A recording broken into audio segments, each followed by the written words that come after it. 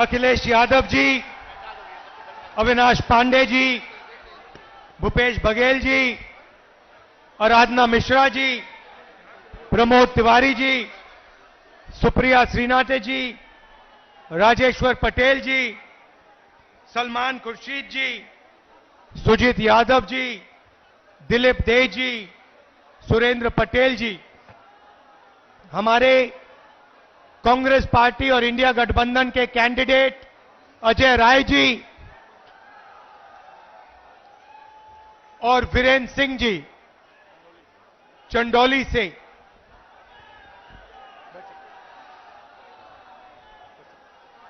Stage पे India गठबंधन के वरिष्ठ नेता हमारे बब्बर शेर, प्यारे कार्यकर्ता इंडिया गठबंधन वाले, ये जो दो लड़के छत पे खड़े हैं, आप सबका यहां बहुत बहुत स्वागत भाइयों और बहनों।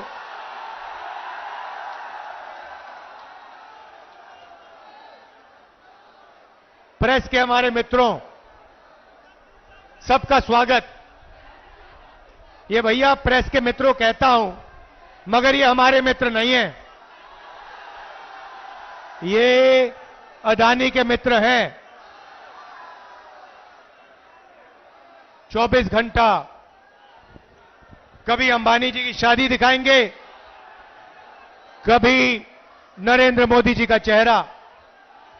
आपने मोदी जी के इंटरव्यू देखे आजकल? देखे? वो 4-5 चमचों वाले देखे? अखिलेश जी से सवाल पूछते हैं, उल्टे सीधे सवाल पूछते हैं, मुश्किल सवाल पूछते हैं। प्रेस कॉन्फ्रेंस में मेरे से कोई भी सवाल पूछ लेते हैं, मगर नरेंद्र मोदी जी के इंटरव्यू में 4 चमचे बैठते हैं और नरेंद्र मोदी जी से पूछते हैं, प्रधानमंत्री जी आप आम कैसे खाते हो? आप आम को छुरे से काट के खाते हो, छील के खाते हो या फिर चूस के खाते हो? नरेंद्र मोदी जी कहते हैं, थोड़ी देर सोचकर ऐसे ऊपर की ओर देख के कहते हैं, मैं कुछ नहीं करता हूं, मैं बाकी हिंदुस्तानियों जैसे बायोलॉजिकल नहीं हूं, मैं हिंदुस्तानियों जैसे बायोलॉजिकल नहीं हूं, मुझे ऊपर से परमात्मा ने भेजा है। हम सब बायोलॉजिकल, नरेंद्र मोदी परमात्मा जी ने भेजा है मिशन पर। अच्छा, मिशन कौन सा? नरेंद्र मोदी जी के अजीब से परमात्मा हैं, वो अदानी जी का काम करवाते हैं, अंबानी का काम कराते हैं, अरबपतियों का काम कराते हैं, बनारसी साड़ी जो बनाते हैं, बनारसी पान जो बनाते हैं, उन पर जीएसटी लगा देते हैं, यहां गरीब किसानों की जमीन छीन लेते हैं। नरेंद्र मोदी जी, ये आपके जो परमात्मा है, ये कैसे परमात्मा है? अगर सचमुच में परमात्मा होते तो गरीबों की मदद करवाते, कमजोर लोगों की मदद कराते, अदानी अंबानी की सरकार नहीं चलाते। भाई और बहनों, 16 लाख करोड़ रुपया, 16 लाख करोड़ रुपया अरबपतियों का नरेंद्र मोदी जी ने माफ किया है। मैं आपसे सवाल पूछना चाहता हूं, कुछ दिन पहले पूना में अमीर घर के बच्चे ने, 16 साल 17 साल के बच्चे ने करोड़ों रुपए की गाड़ी चलाकर, पोर्श गाड़ी चलाकर 2 लोगों की हत्या की। कोर्ट ने उस बच्चे को कहा कि 300 शब्द का तुम ऐसे लिखो। मैं आपसे पूछना चाहता हूं, अगर बनारस का कोई स्कूटर वाला, ऊबर वाला, टेम्पो वाला किसी को गलती से मार देता है तो कोर्ट उससे 300 शब्द का ऐसे क्यों नहीं लिखवाता है? अमीर घर का बेटा लोगों को मारता है, उससे कहते हैं 300 शब्द का ऐसे लिखो, और गरीब घर का बेटा किसी को मारता है, गलती से मारता है, ऑटो रिक्शा चलाते हुए मारता है, ट्रक चलाते हुए मारता है, बस चलाते हुए मारता है, तो उससे कहते हैं ये लो 10 साल की जेल काटो, और चाबी उठा के फेंक देते, हथकड़ी लगा देते हैं। यह है नरेंद्र मोदी का हिंदुस्तान, अरबपतियों का। इसमें गरीबों से बिना पूछे जमीन ली जाती है, सही रेट नहीं दिया जाता, अरबपतियों का कर्जा माफ होता है, गरीबों पर जीएसटी लगता है, और जो भी सपना अमीर लोग देखना चाहते हैं देख सकते हैं, और गरीब लोग गरीबी में फंसे रहते हैं। उन्हीं चमचों ने नरेंद्र मोदी जी से सवाल किया, कहते हैं नरेंद्र मोदी जी, कहा जा रहा है कि हिंदुस्तान में अमीर लोग अमीर होते जा रहे हैं और गरीब लोग गरीब होते जा रहे हैं, इसके बारे में आप क्या सोचते हो? नरेंद्र मोदी जी ने 20-25 सेकंड सोचा, ऐसे सोचा,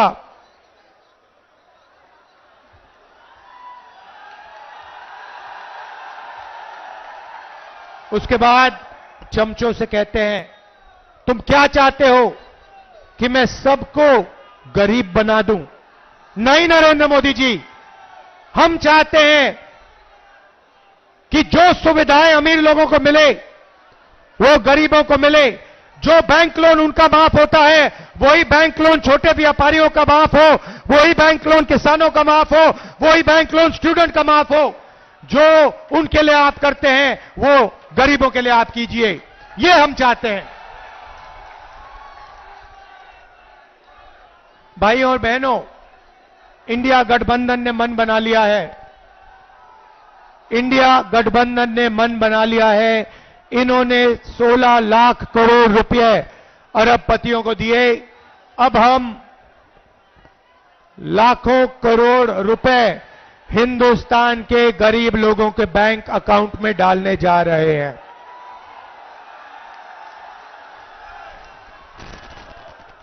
महालक्ष्मी योजना, हिंदुस्तान के सारे गरीब परिवारों की लिस्ट बनेगी। हर परिवार में से एक महिला का नाम चुना जाएगा। इस पवित्र काशी में लाखों लोगों के नाम इस लिस्ट पे आएंगे। जिनकी जमीन छीनी गई है उन परिवारों के नाम इस लिस्ट पे आएंगे। जिन पर गलत जीएसटी लगाई गई है उन परिवारों के नाम इस लिस्ट पर आएंगे। बेरोजगार युवाओं के परिवारों के लिस्ट के नाम परिवारों के लिस्ट पे आएंगे। और फिर 5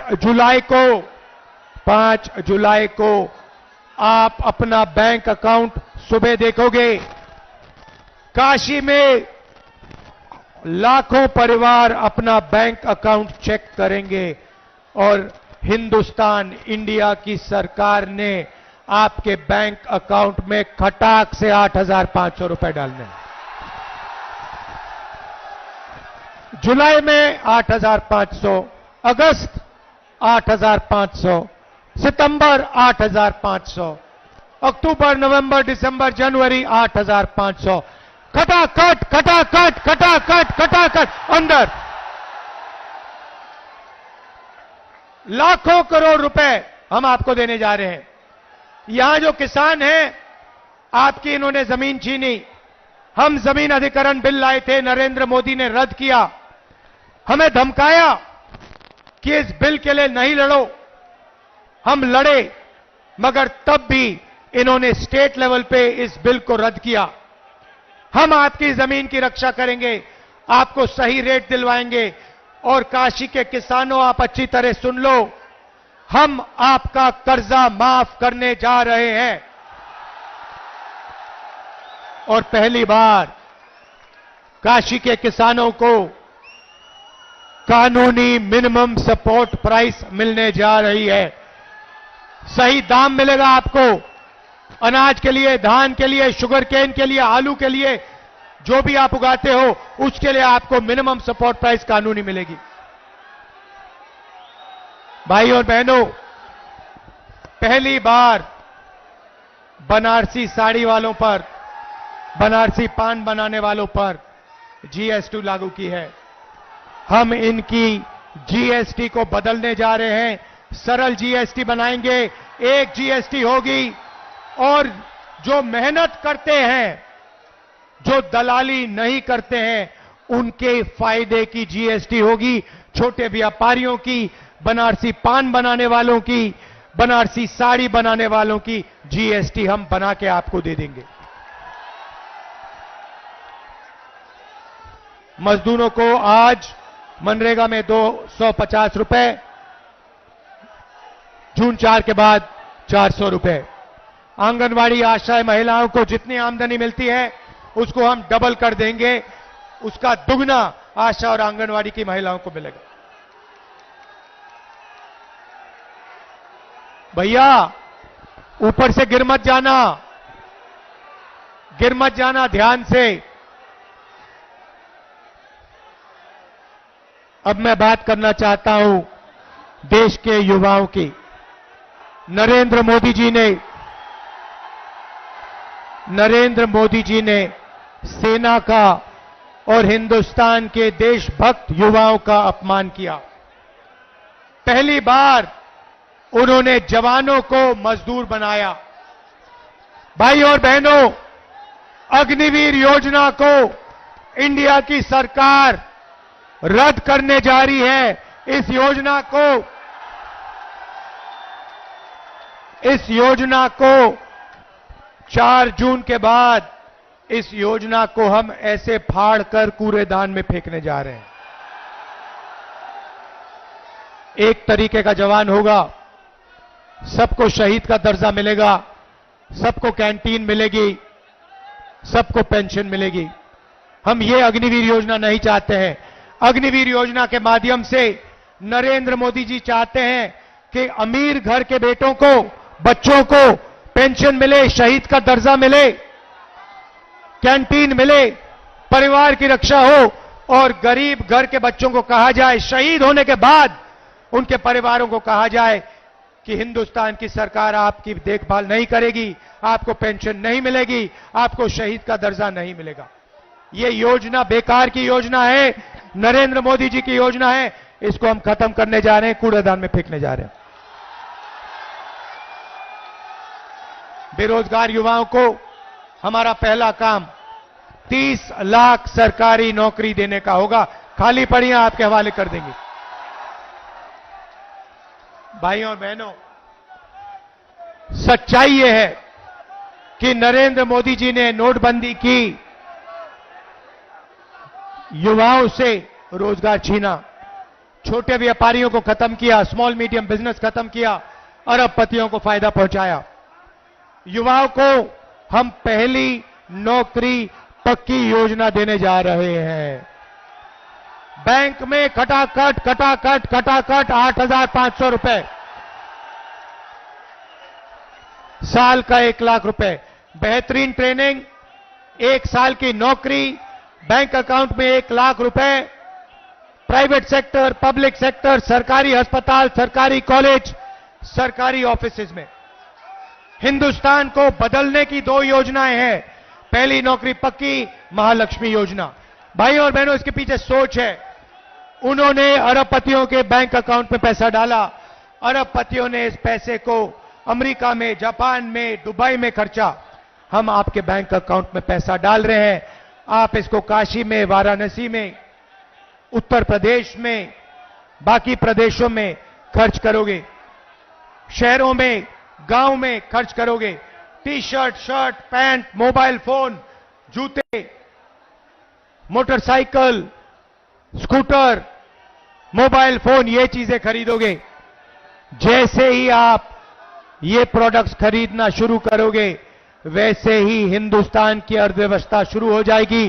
फैक्ट्रियां एक बार शुरू हो जाएंगी, मेड इन इंडिया होगा, मेड इन चाइना का मुकाबला होगा और उन्हीं फैक्ट्रियों में हिंदुस्तान के करोड़ों युवाओं को रोजगार मिलेगा। हम हिंदुस्तान की अर्थव्यवस्था को जंप स्टार्ट कर रहे हैं, चेन बना रहे हैं, गरीबों के बैंक अकाउंट में पैसा डाल रहे हैं, किसानों के बैंक अकाउंट में, मजदूरों के बैंक अकाउंट में, महिलाओं के बैंक अकाउंट में, बेरोजगार युवाओं के बैंक अकाउंट में पैसा डाल रहे हैं। आप ये पैसा खर्च करोगे, फैक्ट्रियां चालू हो जाएंगी, मेड इन इंडिया होगा, इन्हीं फैक्ट्रियों में आपको रोजगार मिलेगा। हिंदुस्तान की अर्थव्यवस्था खटाखट शुरू हो जाएगी।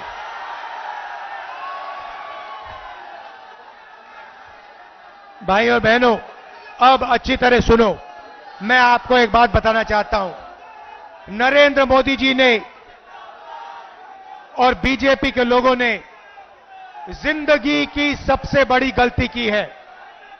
दलित भाइयों, पिछड़े भाइयों, आदिवासी भाइयों और बहनों, नरेंद्र मोदी जी ने और उनके नेताओं ने खुलकर अंबेडकर जी के कॉन्स्टिट्यूशन पर, अंबेडकर जी के संविधान पर आक्रमण किया है। उनके नेताओं ने साफ कह दिया है कि अगर वो चुनाव जीतेंगे तो अंबेडकर जी के कॉन्स्टिट्यूशन को, अंबेडकर जी के संविधान को वो फाड़ के फेंक देंगे। एक नेता ने नहीं कहा, अनेक नेताओं ने कहा है।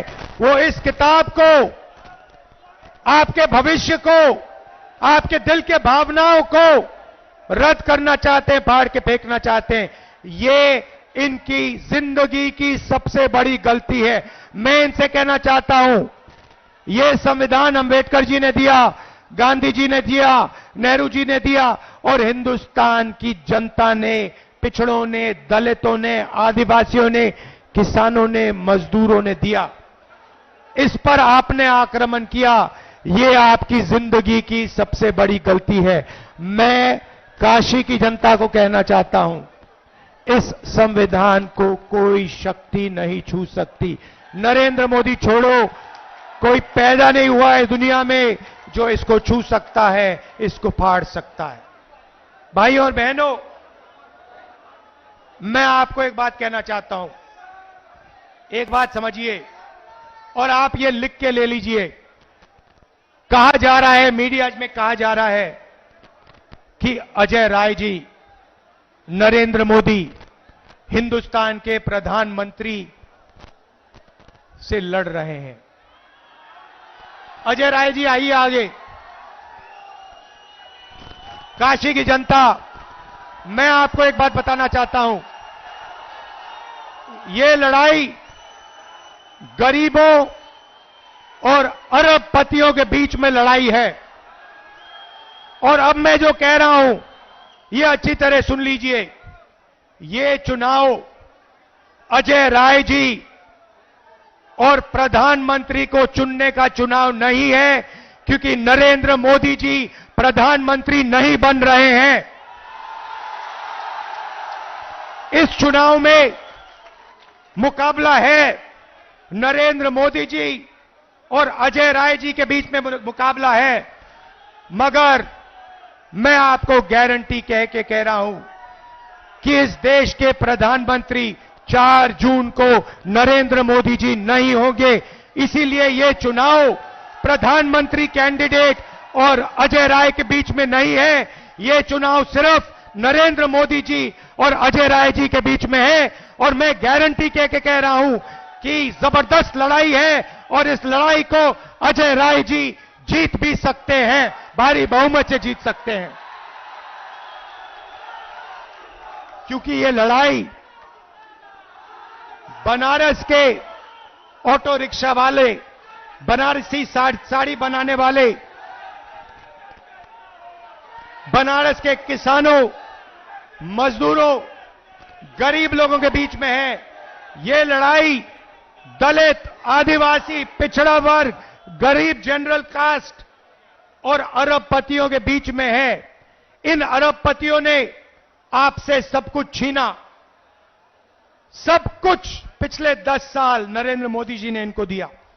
आपके एयरपोर्ट, आपके पोर्ट, आपका इंफ्रास्ट्रक्चर, सड़क के कॉन्ट्रैक्ट, डिफेंस इंडस्ट्री, अग्निवीर योजना अदानी जी के लिए बनाई गई है, हिंदुस्तान के जवानों के लिए नहीं बनाई गई है।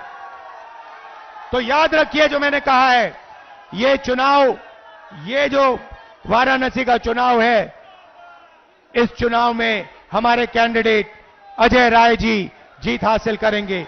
आप सबका दिल से धन्यवाद। समाजवादी के कार्यकर्ता, कांग्रेस पार्टी के कार्यकर्ता, इंडिया गठबंधन के कार्यकर्ता, आप सब मिलकर लड़ रहे हो, बहुत गर्व होता है। भारी बहुमत से अजय राय जी को जिताइए। नमस्कार, जय हिंद, जय उत्तर प्रदेश। सभी लोग बैठे रहिए।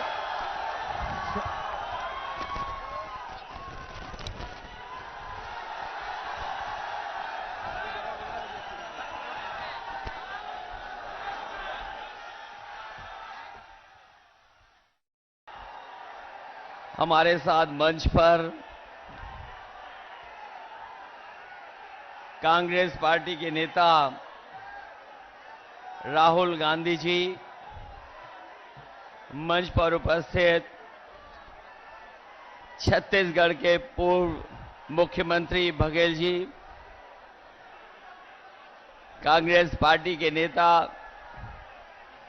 प्रमोद तिवारी जी, समाजवादी पार्टी के हमारे जिले के अध्यक्ष लक्कड़ यादव जी,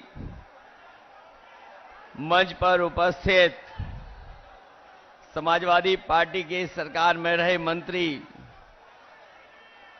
हमारे पटेल जी, किशन दीक्षित जी और बड़ी संख्या में कांग्रेस और समाजवादी पार्टी के नेता जो मंच पर हैं, सभी इंडिया गठबंधन के सहयोगी, सभी नेतागण और इस चुनावी जनसभा में आए हुए हमारे सभी आदरणीय किसान भाई, आदरणीय बुजुर्ग, माताएं, बहनें और बड़ी संख्या में हमारे नौजवान साथी पत्रकार बंधु हो, मैं सबसे पहले वाराणसी के लोकसभा के यहां पर उपस्थित आप सबका बहुत बहुत धन्यवाद और आभार प्रकट करना चाहता हूं।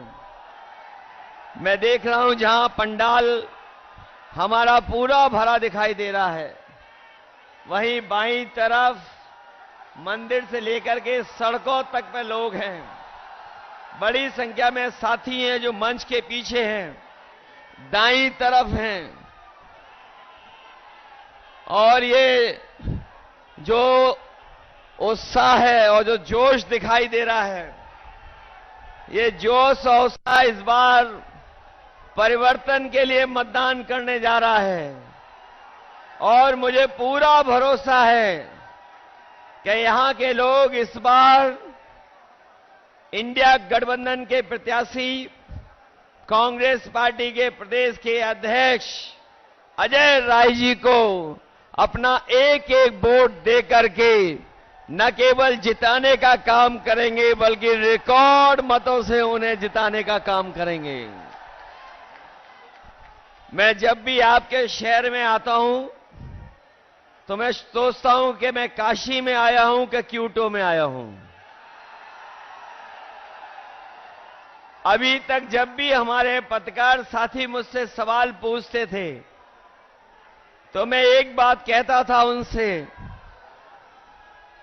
कि पूरे उत्तर प्रदेश में एक सीट के अलावा सभी सीटें गठबंधन जीतने जा रहा है। लेकिन अब जब चुनाव 7वें चरण में पहुंच गया है और जो पहले चरण से मैं जनता के अंदर गुस्सा देख रहा हूं, ये गुस्सा जो है 7वें चरण में भारतीय जनता पार्टी के खिलाफ 7वें आसमान पर होगा। जो बात मैं कहता था कि एक सीट पर लड़ाई में हैं हम लोग, बाकी सब सीटें जीत रहे हैं, लेकिन आज मैं कह सकता हूं कि इस बार का चुनाव ऐसा चुनाव उत्तर प्रदेश का देखने को मिल रहा है कि बीजेपी के लोग जहां क्यूटो को अपनी सीट मान रहे थे, ये भी सीट वो हारने जा रहे हैं। और इसलिए हारने जा रहे हैं क्या एक और एक जुड़ गए हैं, अब 11 हो गए हैं। और दूसरी तरफ एक और एक टकरा रहे हैं। हम लोग डबल ताकत हो गए हैं, वो लोग डबल जीरो हो गए हैं। जो डबल इंजन की सरकार वाले कहते थे डबल इंजन की सरकार है, लेकिन डबल इंजन की सरकार दिल्ली और लखनऊ वालों ने यहां के लोगों के साथ धोखा करने का काम किया है। यहां डबल इंजन का इस बार धुआं निकलता हुआ नजर आ रहा है, और अगर धुआं थोड़ा बहुत बचा भी होगा तो ये क्यूटो के लोग मिलकर के दोनों इंजनों का धुआं निकाल देंगे।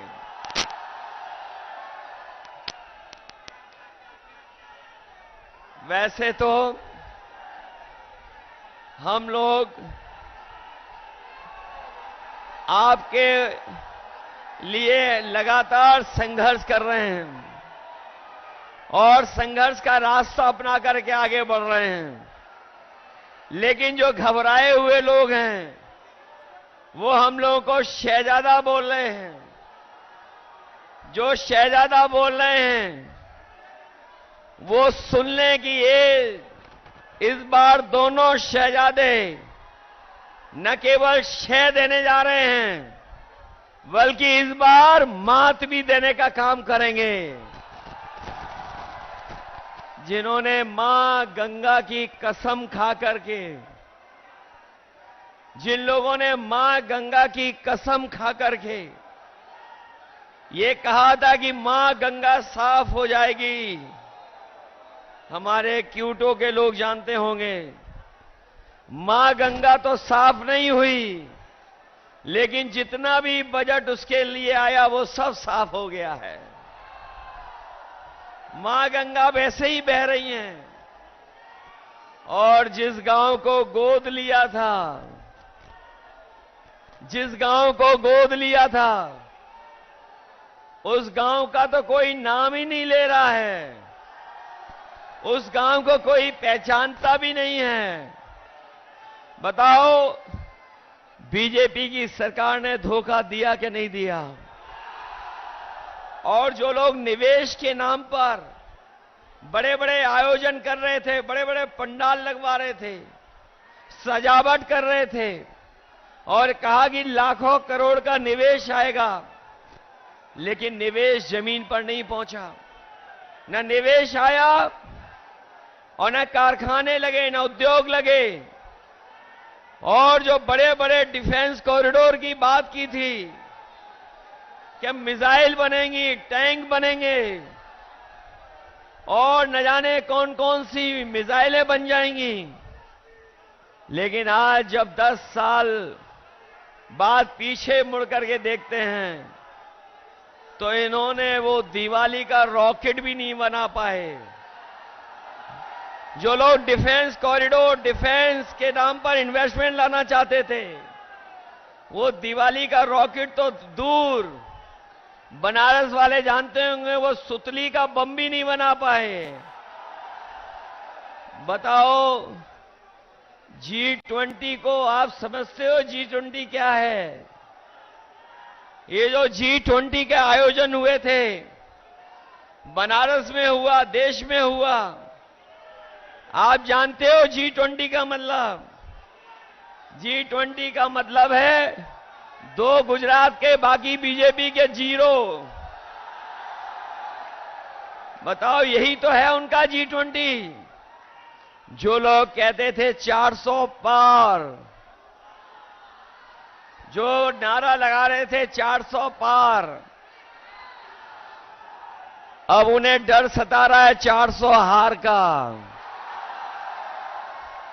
और 400 का गणित समझ में आया। उन्होंने कहा 400 पार, और 400 पार का मतलब हुआ 543 में 400 पार कितनी सीटें हुई? 143 सीटें हैं। तो ये 400 पार केवल 143 सीटें की बात कर रहे थे। और इस बार देश की 140 करोड़ की जनता इनको 140 सीट के लिए भी तरसा देंगे।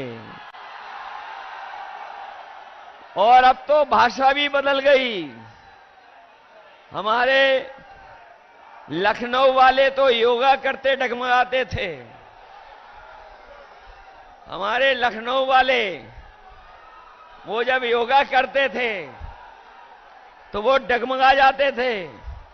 अब तो सुनने में आया है कि काशी के डर से, क्यूटो के हार के डर से उनकी जवान भी डगमगाने लगी है और कैसी कैसी बातें कहने लगे हैं। ये देश की जनता उनकी नकारात्मक राजनीति को सुनना नहीं चाहती है, उनकी पुरानी कहानियों को सुनना नहीं चाहती है, उनके घिसे पिटे डायलॉगों को सुनना नहीं चाहते, जिन्होंने बहुत कुछ सुनाया और कहा कि अच्छे दिन आएंगे। बनारस वाले जानते होंगे कि उनके अच्छे दिन तो नहीं आए, लेकिन हम इंडिया गठबंधन के लोग आपको भरोसा दिला सकते हैं, जो अच्छे दिन की बात कर रहे थे, अच्छे दिन नहीं लाए। कम से कम हम गठबंधन के लोग आप क्यूटो से जिता देना, हम खुशियों का दिन लेकर के आएंगे। और जो लोग मनमर्जी हैं, जिन्होंने मनमर्जी से काम किया, दिन रात हम लोगों को मन की बात सुनाई, देश की जनता मन की बात भी सुनना चाहती है। देश की जनता संविधान की बात सुनना चाहती है, संविधान की बात हो। इसलिए ये चुनाव जहां हमारे आपके भविष्य का है, वही हमारे आने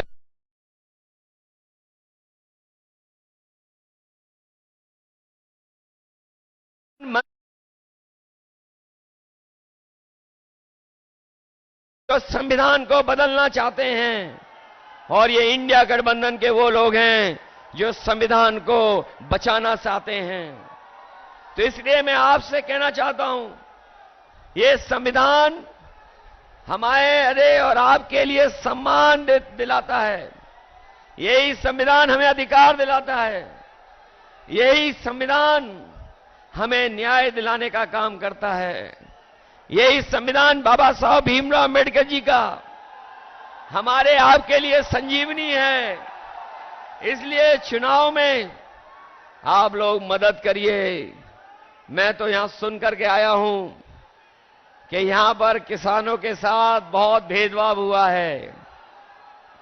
यहां के किसानों को अपनी जमीन को बचाने के लिए अपमानित होना पड़ा, लाठी खाने पड़ा, झूठे मुकदमों का सामना करना पड़ा, कई साथियों को जेल जाना पड़ा। हम अपने किसान भाइयों कह के जा रहे हैं, समाजवादी पार्टी और इंडिया गठबंधन की सरकार बनने जा रही है। 4 जून के बाद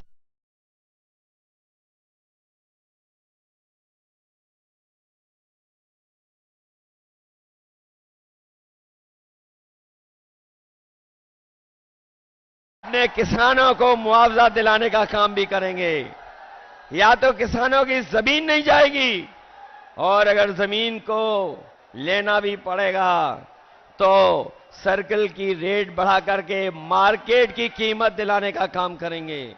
हमारे बनारस के लोगों, अभी कुछ दिन पहले बड़ा महिलाओं का आयोजन हुआ था, महिलाओं का कार्यक्रम हुआ था, लेकिन यही जो नारी सम्मान की बात कर रहे थे, वो कुछ कुछ याद दिला रहे थे, लेकिन वही प्रधान सांसद जी ये भूल गए कि अगर बीएचयू में जो बेटियों के साथ जो व्यवहार हुआ था, जिन्होंने घटना की थी, वो सब के सब बीजेपी के लोग निकले थे। वो आप जानते होंगे, बीएचयू में घटना करने वाले लोग, जिन्होंने उस बेटी को अपमानित किया, जिसके साथ घटना हुई, अगर कोई पकड़ा गया था तो वो सब के सब बीजेपी के लोग थे। ये भूल नहीं सकता काशी के लोग। इसलिए जहां हम किसानों की मदद करेंगे, वहीं बेटियों की सुरक्षित माहौल कैसे मिले, और हमारे नौजवानों ने वो समय भी देखा है कि जहां पर हर परीक्षा का पेपर लीक हो गया, कोई परीक्षा सरकार नहीं करा पाई, न केवल परीक्षा करा पाई बल्कि बड़ी संख्या में हमारे पूर्वांचल के नौजवान पक्की वर्दी पहन करके देश की सेवा करने के लिए दिन रात मेहनत करते थे। वो फौज की नौकरी भी इन्होंने आधी अधूरी बना दी। हम अपने नौजवानों को कह के जा रहे हैं, हम समाजवादी लोग और इंडिया गठबंधन के लोग कभी भी अग्निवीर जैसी व्यवस्था को स्वीकार नहीं कर सकते हैं। जब भी सरकार में आएंगे वही पक्की नौकरी, वही पक्की वर्दी अपने नौजवानों को पहनने का मौका देंगे। न केवल वर्दी अग्निवीर खत्म होगी बल्कि नौकरियों को बढ़ा करके ज्यादा से ज्यादा फौज में अपने नौजवानों को नौकरी देने का मौका देंगे। इसलिए मदद करिए, आप लोग मदद करोगे सब लोग। ऐसा तो नहीं हो कि ये जो देश और पूरे देश के भाजपा के नेता आ गए हैं, वो अगर मैनेजमेंट करेंगे तो मैनेजमेंट के चक्कर में तो नहीं फंस जाओगे।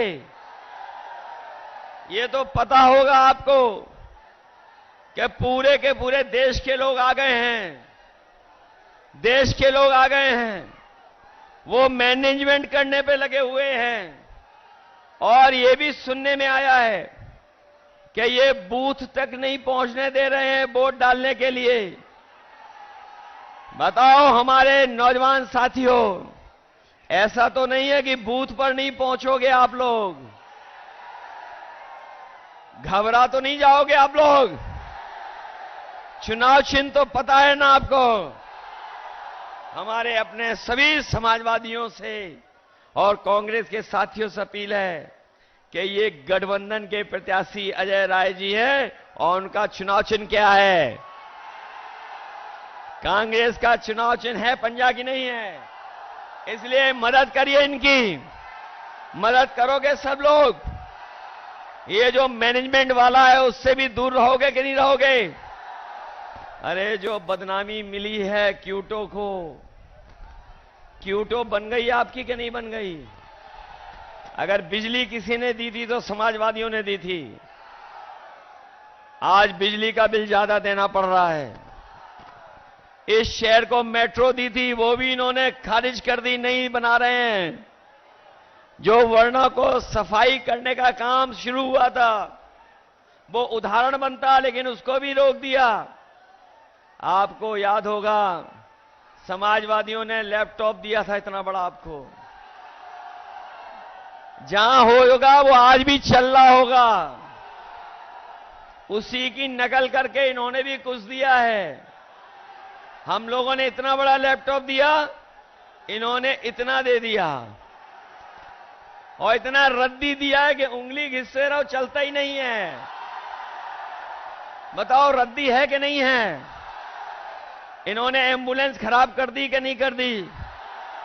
100 नंबर पुलिस बेईमान बना दी कि नहीं बना दी? अमूल आप लेकर आए थे, उसका क्रेडिट ये ले रहे हैं। वो याद है आपको कि नहीं याद है? 100 नंबर जब से 112 हुई है, हमारे खाकी वर्दी पहनने वालों को भी लगता है कि अगर 100 नंबर से 112 सरकार ने कर दिया तो हमें भी अपना रेट बढ़ा लेना चाहिए। बताओ रेट बढ़ा दिया कि नहीं बढ़ा दिया?